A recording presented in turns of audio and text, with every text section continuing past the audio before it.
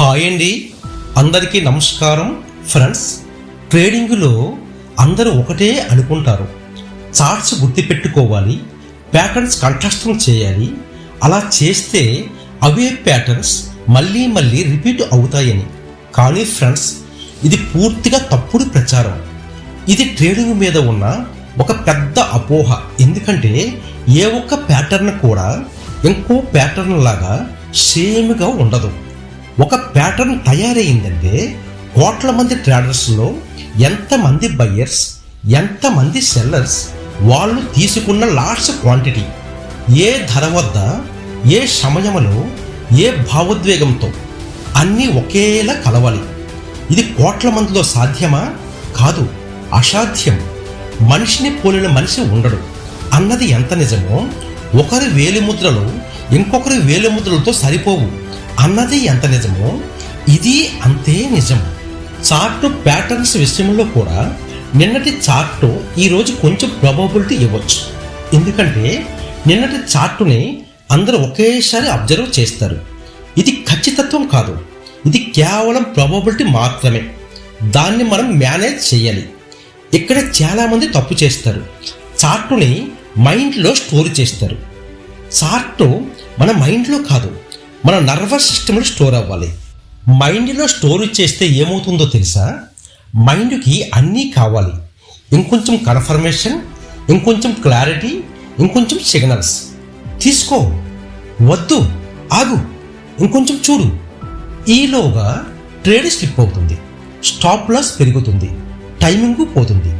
అప్పుడు నువ్వు ట్రేడ్ తీసుకోలేవు.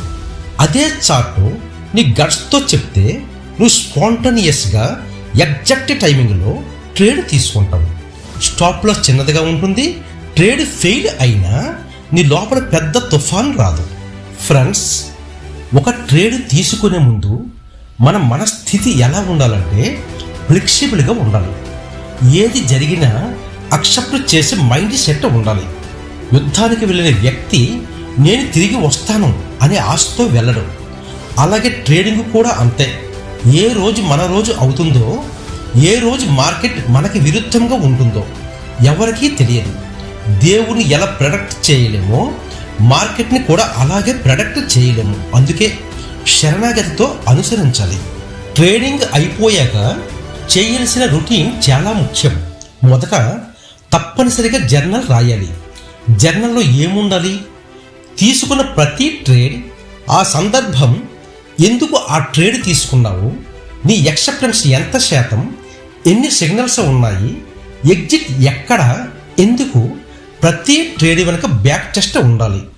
కానీ ఇంకా ముఖ్యమైన విషయం ఏమిటో తెలుసా? ఆ ట్రేడ్ సమయంలో నీ లోపల ఏమి జరుగుతుంది అనేది. ట్రేడ్ సక్సెస్ అయ్యింది, నీ హార్ట్ బీట్ అబ్జర్వ్ చెయ్యి. ట్రేడ్ లాస్ అయ్యింది, నీ శ్వాస ఎలా మారింది గమనించు. ఎందుకంటే ఒక ట్రేడర్ మొదట ఈ ఫేజ్ నుంచే మొదలవుతాడు. మనకు చిన్నప్పటి నుంచే డబ్బుతో ఒక బలమైన అటాచ్మెంట్ ఉంటుంది. అమ్మ, నాన్న, అన్న, చెల్లి, ఎలాగో డబ్బు కూడా మనలో ఒక పార్ట్.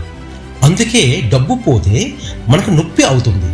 ఇది తప్పు కాదు, ఇది సహజం. కానీ ఈ అటాచ్మెంట్ని ట్రేడింగ్లో రోజు రోజుకి తగ్గించుకుంటూ రావాలి. ఫ్రెండ్, ప్రతిరోజు ఒక కొత్త తప్పు చేయొచ్చు, కానీ అదే తప్పు మళ్ళీ చేయకూడదు. చేసిన తప్పు మళ్ళీ మళ్ళీ రిపీట్ అవుతూ ఉంటే మనం సక్సెస్ అవ్వడానికి ఈ జన్మ సరిపోదు. తప్పు జరిగితే ఆ సందర్భం ఎందుకు వచ్చిందో అనాలిసిస్ చెయ్యి, అక్సెప్ట్ చెయ్యి.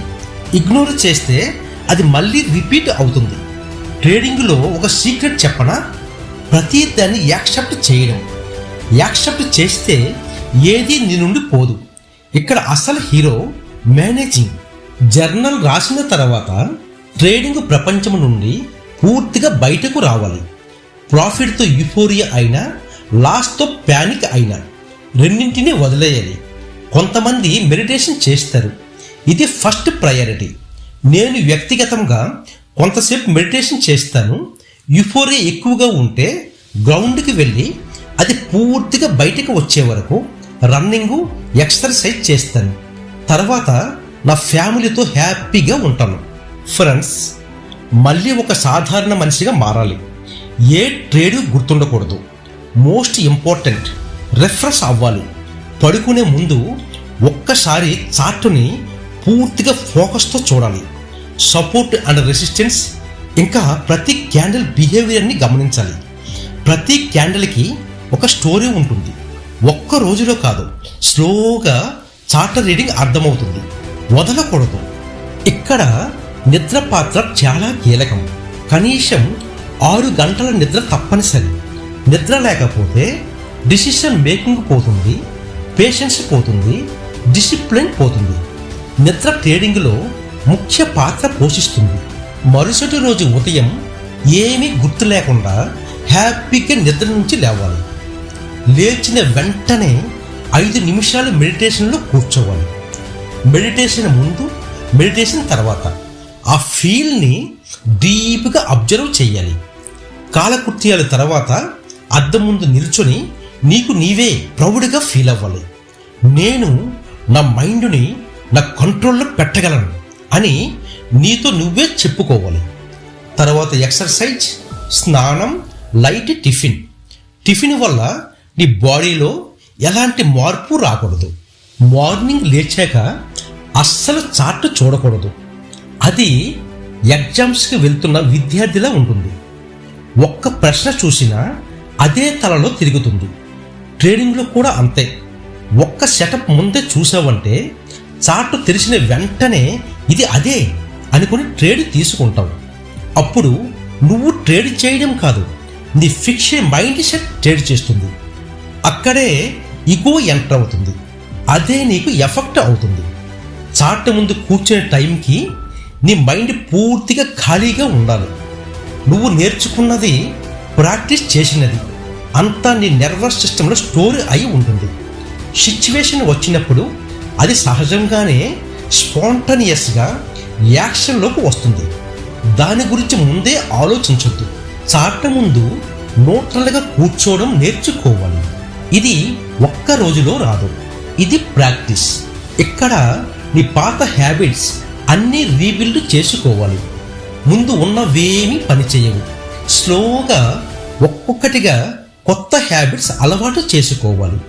మార్నింగ్ టైంలో ఎవరితోనైనా మాట్లాడడం తక్కువైతే చాలా మంచిది. సోషల్ మీడియా టచ్ చెయ్యొద్దు.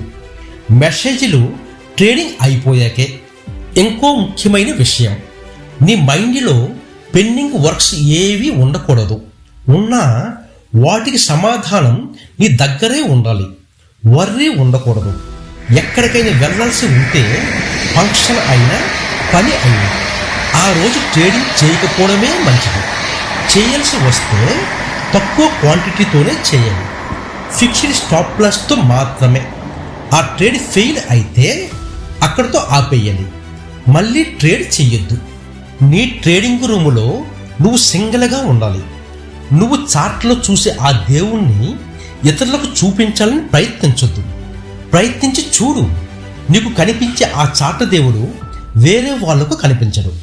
అది నీ ఒక్కడికే కనిపిస్తుంది. దానికి తగ్గ ఫోకస్ మైండ్తో నువ్వు చూసినప్పుడే. ట్రేడింగ్కు ముందు విషాదకరమైన న్యూస్లు ఏవీ వినొద్దు. విన్నావంటే ఒక్క క్షణం ఆగు. లోతుగా ఊపిరి పీల్చుకో. మెల్లగా బయటికి వదిలే. ఇప్పుడు నీ మనసులో ఏదీ లేదు. మార్కెట్ ఓపెనింగ్కి 20 నిమిషాల ముందు సిస్టమ్ ముందు కూర్చో. నిన్నటి హై, నిన్నటి లో, నిన్నటి క్లోజ్లను హైలైట్ చేసుకో. ట్రెండ్ అబ్జర్వ్ చెయ్యి. Higher time frame, support, resistance mark చెయ్యి. కానీ వాటికే ఫిక్స్ అయిపోకు. ఇక్కడ ఏది కరెక్ట్ కాదు. ప్రజెంట్ మార్కెట్ బిహేవియర్ని బట్టి మార్కెట్తో పాటు మూవ్ అవ్వాలి. ప్రైస్ ఎవరు ఓపెన్ చేశారు, ఎంత ప్రెషర్ ఉంది, సపోర్ట్ రెసిస్టెన్స్ దగ్గర ఉందా, ట్రెండ్ లైన్ సపోర్ట్ కానీ ట్రెండ్ లైన్ రెసిస్టెన్స్ కానీ ఉందా. ప్రాబబిలిటీ లేకపోతే ఇమ్మీడియట్ యాక్షన్ వద్దు. నీ రూల్స్కి వస్తే స్టాప్ లాస్ మైండ్లో పెట్టుకొని హెజిటేషన్ లేకుండా యాక్షన్. రూల్స్కి రాకపోతే ట్రేడ్ కాదు, లెర్నింగ్ మాత్రమే. ఇదే ఒక ట్రేడర్ డైలీ రొటీన్. ట్రేడింగ్లో రూల్స్ చాలా ముఖ్యం. తప్పులు సహజం, కానీ ఆ తప్పు ప్రతిరోజు కొత్తది కావాలి. అప్పుడే నువ్వు ప్రొఫెషనల్ ట్రేడర్ అవుతావు. ప్రొఫెషనల్ ట్రేడర్ అంటే డైలీ ప్రాఫిట్స్ చేసేవాడు కాదు. స్టాప్ లాస్ హిట్ అయిన వెంటనే 1 మిల్లీ సెకండ్ కూడా ఆగకుండా ఎగ్జిట్ చేసేవాడు. ఈ కఠినమైన మైండ్ సెట్ నీ డైలీ లైఫ్తోనే తయారు అవుతుంది. నీ డైలీ లైఫ్ నీ ట్రేడింగ్లో 80% పాత్ర పోషిస్తుంది. ఫ్రెండ్స్, చివరిగా ఒక్క నిజం, మార్కెట్ నిన్ను గెలవదు, నీ డిసిప్లిన్ నిన్ను గెలిపిస్తుంది. రూల్స్ను గౌరవిస్తే మార్కెట్ కూడా నిన్ను గౌరవిస్తుంది. ఇది ట్రేడింగ్ కాదు, ఇది క్యారెక్టర్ టెస్ట్. ప్రో ట్రేడర్ అంటే రూల్స్ బ్రేక్ చేయనివాడు. రూల్స్ బ్రేక్ చేయకపోతే సక్సెస్ తానే నిన్ను వెతుక్కుంటూ వస్తుంది.